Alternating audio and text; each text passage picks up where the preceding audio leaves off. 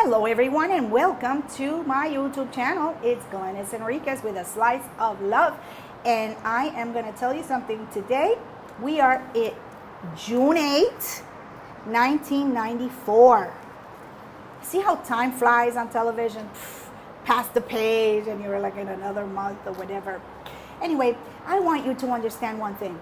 If you have the love that you want to share with us, please post them in the comments.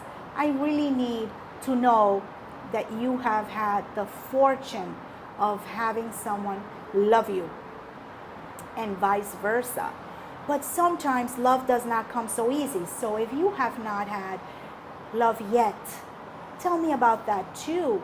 And together we're going to coast through this together.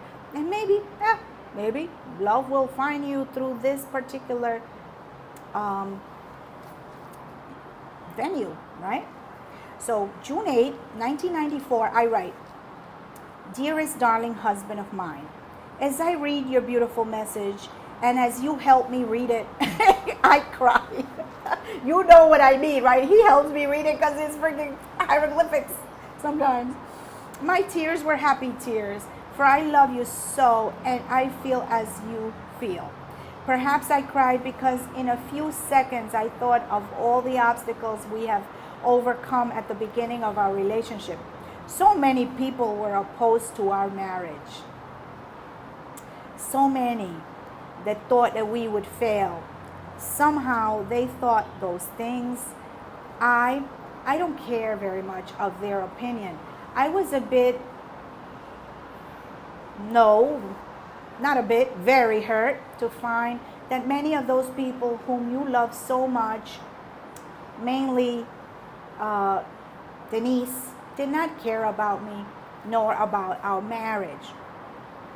I'm sorry, but I have to say it how it is. That's what I wrote, and that's what I felt at the time.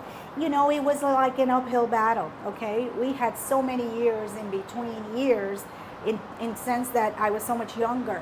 I understood it was difficult for someone almost my age to be his daughter, and how that kind of like made it very uncomfortable for her.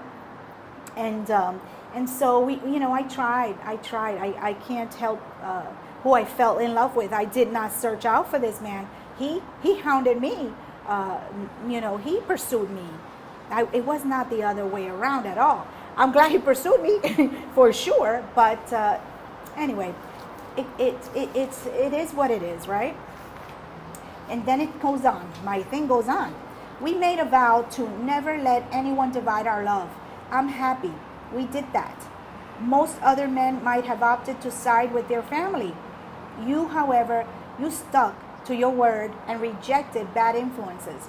Although I knew I had made a firm decision and was going to stand on your side, I would have understood completely if you had failed to keep your promise to stand by me. I'll tell you that it would have been a very sad moment the rest of my life, but I would have conceded to anything you wish to do. My objective is to make you happy. That's my only concern. My absolute highest goal is to make my husband's life the best that it could be." Oh, it goes on. "Every day, hon, at work, on the bus, or just sitting around, I think of what else I can do for you. How else can I improve your life? No one can ever claim or reproach me as a dedicated wife. I have been 100% faithful to you in mind and body, and always will be, I promise. I have been careful to maintain the beautiful harmony in our home. I have always had the highest regard, the respect, admiration, adoration, and love for you. I made a decision, and I vow to and intend to keep until I die, regardless if you die first. And that's it. It's always been and maintained my attitude and feeling for you. Perhaps many, many years ahead, Denise will see it in her heart to keep me by her side. My biggest thrill will be to help her when she seeks my help, and to hold her when she needs a hug, to babysit when she has a date, and to drink and toast to the tremendous love that I and her father, Julie, shared for many years.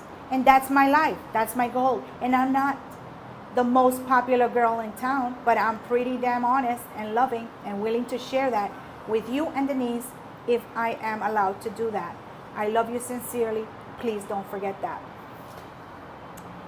And so, I still feel this way if she is watching. Haven't heard from her since her dad died.